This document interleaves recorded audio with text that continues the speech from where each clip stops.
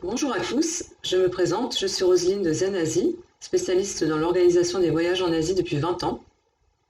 En partenariat avec les voyages Fitour, je vais vous faire une présentation de Bali en Indonésie, ainsi que des différentes possibilités de balnéaires paradisiaques pour terminer votre séjour.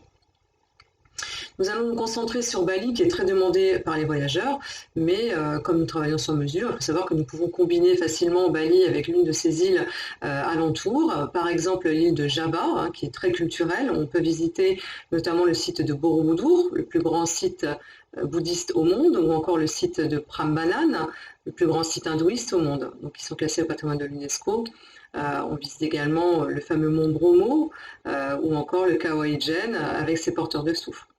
On peut combiner Bali également avec notamment les îles des Célèbes, tout au nord, donc avec le fameux pays Toraja et ses coutumes locales, ou encore avec l'île de Komodo. Donc on peut rencontrer le fameux dragon de Komodo. Voilà, donc je ne cite que les principales îles ici, puisque l'archipel de l'Indonésie est composé de plus de 16 000 îles, donc c'est vrai qu'on ne va parler que de celles qui ont vraiment un attrait touristique majeur. Partons donc ensemble à Bali, qu'on appelle également l'île des dieux, car elle a tout ce qu'il y a de plus beau, les rizières en terrasse, la végétation luxuriante, ses coutumes traditionnelles, ainsi que ses chaînes de montagnes volcaniques.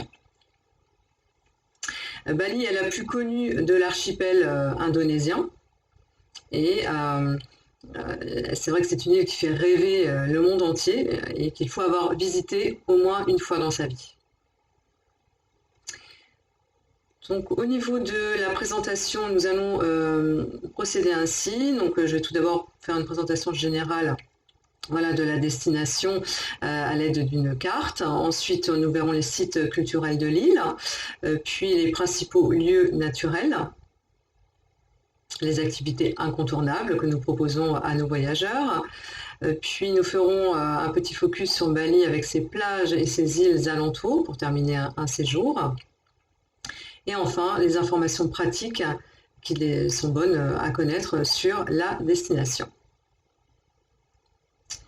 Commençons par la carte de Bali, donc avec une chaîne montagneuse et volcanique qui traverse l'île d'est en ouest, avec deux volcans encore actifs, les volcans de Batur et de Agung.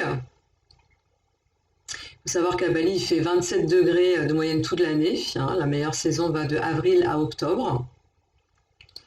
Au nord et à l'est, nous avons des plages de sable noir.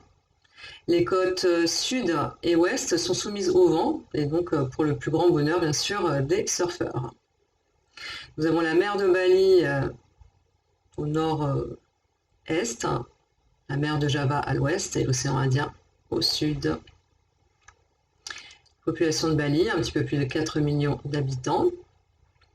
La religion est l'hindouisme, pratiqué à 80% par la population.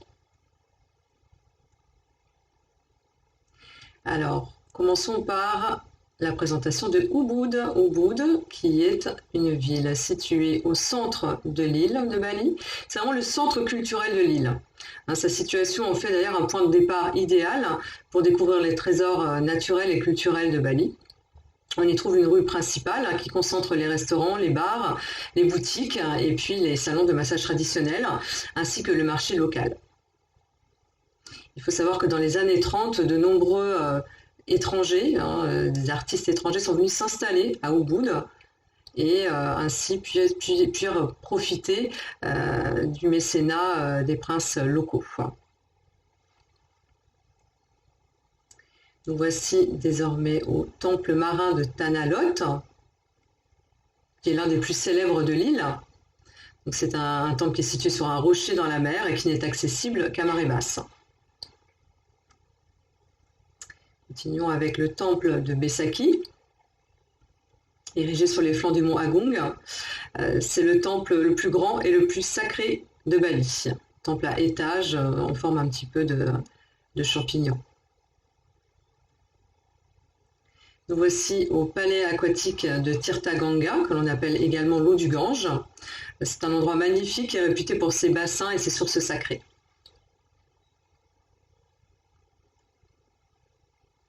Continuons avec les fameuses rizières de Jatiluwih qui sont les plus célèbres de Bali, les plus belles de l'île. Ce sont des milliers d'hectares de rizières verdoyantes en cascade, une œuvre d'art qui est classée au patrimoine de l'UNESCO. Des sentiers aménagés permettent de faire des randonnées selon différents niveaux, niveau de marche assez facile, voire moyen à plus difficile. Donc plusieurs randonnées possibles. On peut également faire du VTT parmi les rizières. Nous voici tout au nord de l'île, à Lovina, où on peut découvrir les dauphins tôt le matin au lever du soleil. Donc c'est une balade qui se fait à bord de pirogues à balancier, comme on voit sur la photo. On peut admirer le lever du soleil sur la mer de Bali. Nous voici au fameux mont Agung, le volcan, donc situé à l'est de Bali. C'est le point culminant de Bali à 3142 mètres de hauteur. Paysage emblématique de l'île, le volcan est toujours en activité et sa dernière éruption date de novembre 2017. Continuons avec les sources d'eau chaude de Banjar. Nous sommes ici au nord de l'île. Des sources chaudes naturelles, un endroit idéal pour se délasser en fin de journée, après une journée de visite. Le site compte 3 bassins, dont un avec des cascades massant le dos et les épaules.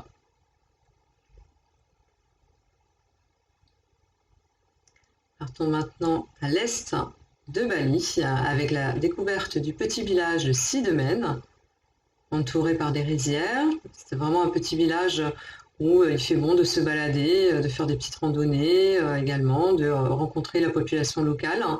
On est vraiment à la campagne balinaise et il y règne vraiment une atmosphère très paisible. Je vais citer désormais quelques activités qui sont très appréciées par nos voyageurs français, notamment l'activité d'écotourisme à la ferme de Rumah Desa.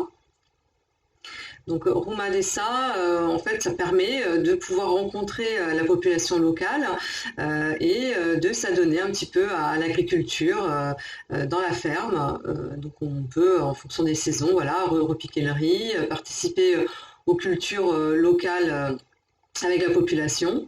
On fait une petite randonnée à travers les rizières, ça donne un aperçu de la végétation locale et puis des cultures existantes. Et l'expérience s'achève par un déjeuner balinais typique à la ferme qui est préparé sur place. Une autre activité qui plaît beaucoup à nos voyageurs, c'est le cours de cuisine traditionnel balinais. Donc à Bali, on mange très bien, l'aliment de base est le riz. Il y a beaucoup de spécialités culinaires balinaises, notamment le nasi goreng, qui est du riz frit avec des œufs, des petits morceaux de viande, de légumes et puis parfois des crevettes. Voilà, donc on peut apprendre à préparer ce plat typique de Bali. Une belle activité à tester et qui vous laissera un souvenir mémorable. Donc autre activité qui plaît énormément à nos voyageurs, c'est le rafting. C'est une excursion que l'on réalise au départ de Ubud, donc de 7 ans à 77 ans. Donc c'est vraiment une activité facile, qui plaît à tout le monde et qui permet de visiter l'île aussi d'une manière complètement différente, avec vraiment cette activité qui représente vraiment un souvenir très sympa entre tout le monde. Donc absolument sans danger, c'est très encadré. Donc ça permet de voir les paysages de Bali vraiment sous un autre angle. Donc ça se déroule sur une demi-journée, ça se termine par un déjeuner buffet très convivial. Voilà.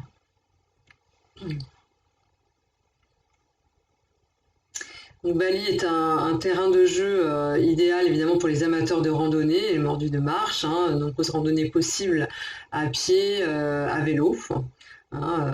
C'est vrai que On aime tous se balader à travers la nature verdoyante de l'île, qu'on soit un marcheur aguerri pour lever tous les défis qu'offrent les volcans de Bali, ou tout simplement pour profiter des paysages alentours, traverser des beaux petits villages, ou faire tout simplement des ascensions comme le mont Batur ou le mont Agung. Bon, en fait, chacun y trouve son bonheur. Voici un petit aperçu désormais des plages de Bali, avec notamment donc tout au nord, vous avez la plage de Jimbaran en haut à gauche. Alors, Jimbaran, c'est pratique, c'est vraiment une petite station balnéaire à 5 km de l'aéroport de Denpasar. C'est un petit village de pêcheurs, donc ça permet notamment pour les arrivées tardives à l'aéroport, eh bien, de ne pas faire beaucoup de route et d'être de suite plongé dans le décor typique balinais et en plus en bord de mer. Donc on mange beaucoup de fruits de mer à Jimbaran.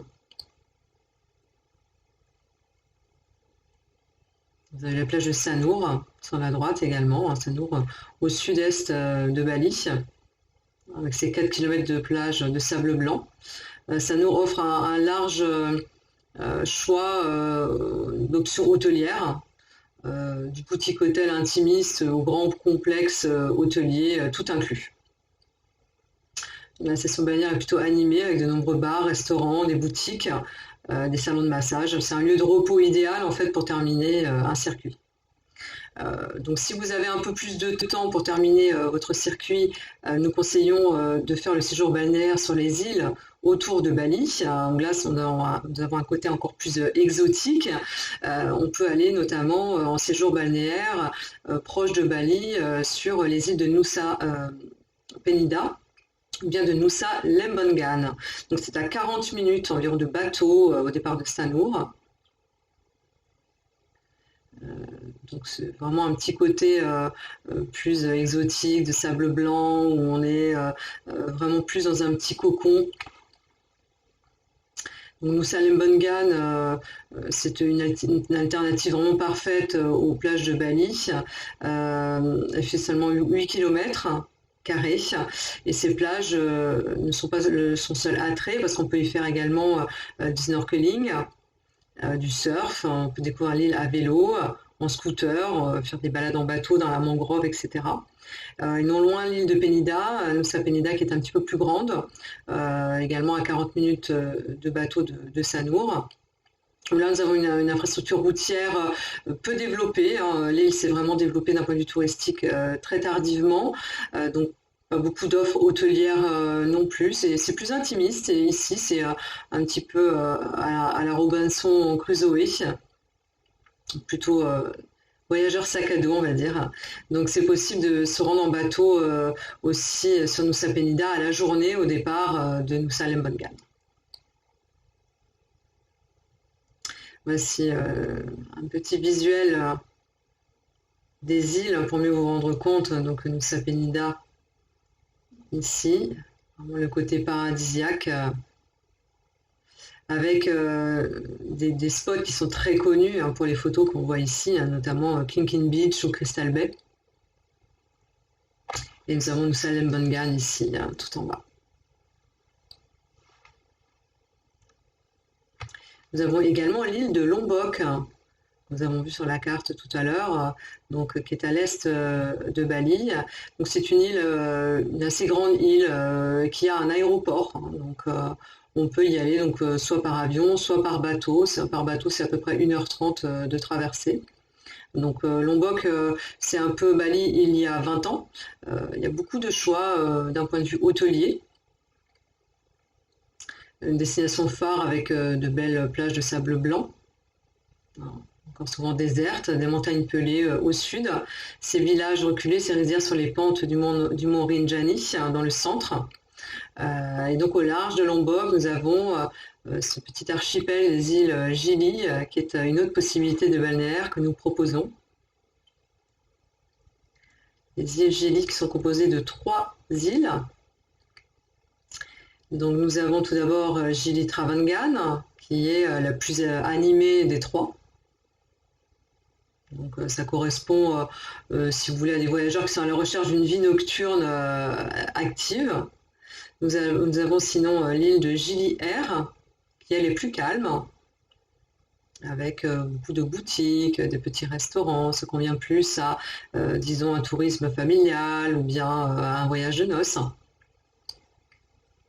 C'est vraiment des plages paradisiaques qui offrent un cadre idéal pour se reposer. Et nous avons enfin l'île de Gili Meno, tout en bas à droite ici, on peut faire de la plongée. Donc là, c'est vraiment l'île aussi à la Robinson Crusoe ici, hein. Très peu d'infrastructures hôtelières, on est vraiment loin de tout, c'est le petit paradis sur Terre. Donc voilà, vous voyez, vraiment une destination idéale pour se reposer. Donc quoi qu'il arrive, vous l'aurez compris, vous pourrez profiter des magnifiques plages de sable blanc à l'eau turquoise. Donc, pour terminer, les fameuses petites informations pratiques qui sont bonnes à connaître avant de préparer son voyage à Bali. Les formalités, tout d'abord, hein, il faut bien sûr un passeport valable 6 mois après le retour du voyage. Pas de visa pour les séjours inférieurs à 30 jours. Au niveau du climat, je disais tout à l'heure, la meilleure période va on va dire de avril à octobre. En mai, les températures sont un petit peu plus chaudes. Mais avril, c'est le mois un peu charnière également. C'est très agréable pour visiter Bali, hein. Donc c'est la saison sèche. Juin et septembre, c'est les mois les moins touristiques, un petit peu à l'écart de nos vacances d'été. La monnaie, donc l'euro, bien sûr accepté, hein, dans les endroits touristiques, le dollar américain également accepté partout. Il est préférable de changer l'argent, bien sûr, en monnaie locale pour les petites courses. On peut changer au fur et à mesure dans les hôtels, hein, bien sûr, à la réception. En termes de décalage horaire, donc l'été, nous avons plus 6 heures par rapport à la France et plus 7 heures l'hiver. Voilà, donc écoutez, je vous remercie d'avoir assisté à la petite présentation sur Bali. Vous l'avez compris, c'est vraiment une destination exceptionnelle. Donc je vous invite à vous rapprocher de votre agence Fitour pour une éventuelle demande de devis, que ce soit en groupe ou en individuel. Voilà, je me ferai un plaisir de vous organiser votre futur voyage. Merci pour votre attention, à bientôt. Au revoir.